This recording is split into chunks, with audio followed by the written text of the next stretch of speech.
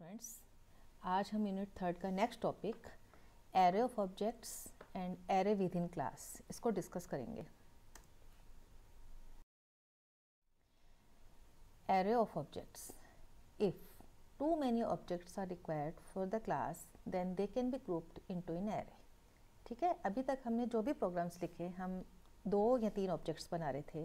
जैसे मान लीजिए आपने सर्किल के लिए CIR क्लास बनाई तो उसके 2 ऑब्जेक्ट बनाए, CIR स्पेस C1 C2, या 3 ऑब्जेक्ट बनाए C1 C2 C3। ठीक है, तो लेकिन यदि हमें इस तरह से बहुत ज़्यादा ऑब्जेक्ट्स बनाने हो, मान लीजिए आपको 10 ऑब्जेक्ट बनाने हैं या 100 ऑब्जेक्ट बनाने हैं, तो हम ऐसे तो नहीं लिखेंगे C1 C2 C3 C4 C5 dot dot dot dot dot C99 या C100। ऐसे केसेस में जब हमें बहुत सारे ऑब्जेक्ट बनाने हो एक क्लास के लिए तो हम उसको क्या किस में ग्रुपिंग करेंगे, उसकी एरे में। तो हम उस केस में एरे यूज करेंगे। इसका सिंटेक्स क्या होगा, क्लास नेम, ऑब्जेक्ट नेम और ब्रैकेट में साइज ऑफ एरे। बिल्कुल जैसे सी लैंग्वेज के अंदर आप एरे यूज करते थे, बिल्कुल उसी तरह से है। उसमें built in data type use करते थे, इसमें हम क्लास नेम यूज करेंगे।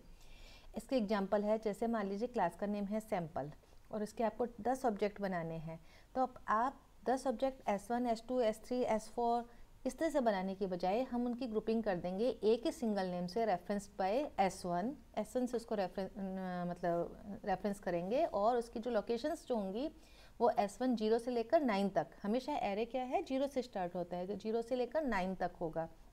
तो इसके जो ऑब्जेक्ट बने S1 0, S1 फिर इंडेक्स में 1, इस तरह से S1 लास्ट जो ऑब्जेक्ट होगा वो S1 और इंडेक्स में होगा 9। इस तरह से 10 ऑब्जेक्ट्स की हम ग्रुपिंग करके इसका ऑब्जेक्ट बनाएंगे। इसी तरह से मान लीजिए सर्किल CIR कोई क्लास है, उसके आपको 20 ऑब्जेक्ट बनाने हैं, तो आप लिखेंगे C120। ठीक है, तो जब हमें बहुत सारे ऑब्जेक्ट्स बनाने हो तो हम क्या करते हैं, उनकी ग्रुपिंग कर देते हैं एरे के अंदर। अब हम एक प्रोग्राम देखते हैं। जैसे ये प्रोग्राम हम प्रीवियस लेक्चर्स में भी करते आए हैं, प्रीवियस जो भी वीडियो ट्यूटोरियल आपने पढ़े हैं, हम एरिया ऑफ सर्किल कैलकुलेट करने का करते आए हैं। लेकिन आज हम एरिया ऑफ सर्किल कैलकुलेट करने का ही प्रोग्राम लिख रहे हैं, लेकिन यूजिंग एरे ऑफ ऑब्जेक्ट्स। ठीक है, बिल्कुल सिंपल है, यहाँ पे कोई चेंज नहीं है। जैसे ये आर की वैल्यू को इनपुट करेगा और एरिया को प्रिंट करेगा, और ये क्लास CIR है।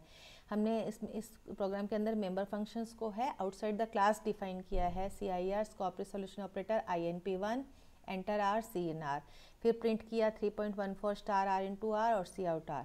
अब हम इसका आपको ऑब्जेक्ट्स बनाने हैं। आपने कितने ऑब्जेक्ट बनाए, C9, मतलब आप 9 सर्किल्स की एरिया कैलकुलेट कर सकते हैं इस प्रोग्राम के through. CIR C9, CLR SCR। Screen clear हुई। अब आपको इस जो डेटा मेंबर फंक्शन है INP1, इसको 10 बार पढ़ना है या 9 बार पढ़ना है, तो हम फॉर लूप लगाएंगे। Integer i = 0, i <= 8 i ++ CI सबसे पहले 0 को पढ़ेगा, 0 के लिए INP1 पढ़ेगा, फिर C1 के लिए INP1 पढ़ेगा, फिर C2 के लिए INP1 पढ़ेगा। इस तरह से ये 0 से लेकर 8 टोटल 9 बार इस फंक्शन को रीड करेगा। और फिर हमने एक लाइन खींची यहाँ पर, और फिर 9 बार इस वैल्यूज को क्या करेगा, यहाँ पे प्रिंट करेगा। ठीक है, तो हम इसका आउटपुट देखते हैं। देखो ये 9 बार तो वैल्यू इनपुट करेगा, enter R enter R enter R enter R। आपने डिफरेंट वैल्यूज दी, INP1 को रीड कर रहा है, और फिर हमने 9 बार इनको क्या किया, प्रिंट किया। तो एरिया को कैलकुलेट करके यहाँ पे एरिया = AR, तो सबसे पहले 0.5 के लिए कैलकुलेट करेगा, फिर 1.5 के लिए। इस तरह से ये 10 बार कैलकुलेट करके प्रिंट कर देगा। ठीक है, तो ये एरिया ऑफ सर्किल को कैलकुलेट करेगा 9 एरिया इस तरह से। इसी तरह से यदि मान लीजिए आपको 100 एरे लेनी हो, तो यहाँ पे आप 100 कर देंगे और 0 से लेकर आप 99 तक चला देंगे। इस तरह से हम कितने भी large value amount of data को एरे यूज करके कितने भी ऑब्जेक्ट्स बनाए जा सकते हैं। अब हम देखेंगे एरे विद इन क्लास।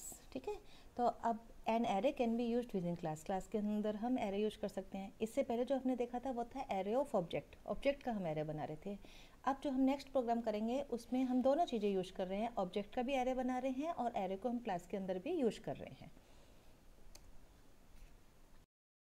ये एक प्रोग्राम लिया है, program to print the name and age of 7 employees. आप इसको अच्छे से तैयार कर लीजिएगा। इसमें एरे ऑफ ऑब्जेक्ट भी है और एरे विद इन क्लास, दोनों ही टॉपिक आपके कवर हो जाएंगे इस प्रोग्राम के थ्रू।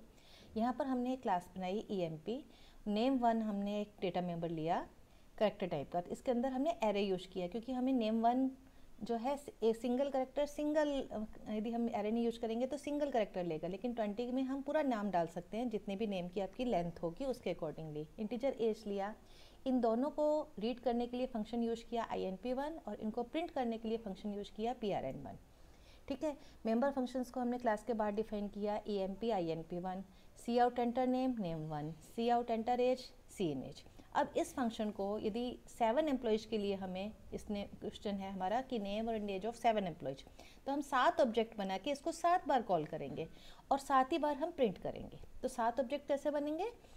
EMP P7, EMP तो आपका क्लास का नेम, P आपका ऑब्जेक्ट नेम और हमने एरे बना दी इसकी। ठीक है, तो 7 का मतलब 7 ऑब्जेक्ट बन गए जो कि वर्क करेंगे विद इंडेक्स P0 से लेकर P6 तक। ओके, 0 से 6 तक।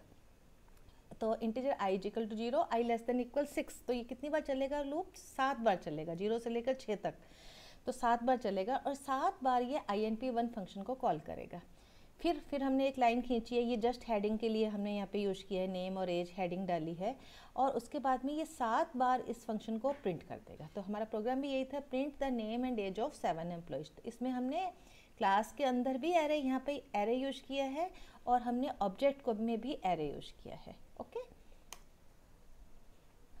तो ये आपका आपने 7 बार लिखा तो ये 7 बार मांगेगा आपसे नेम एज, इस तरह से आप इनपुट करते जाएंगे। कुछ भी डाल दिया, सुनीता 24, कुछ भी आपने नेम और एज एंटर कर दी।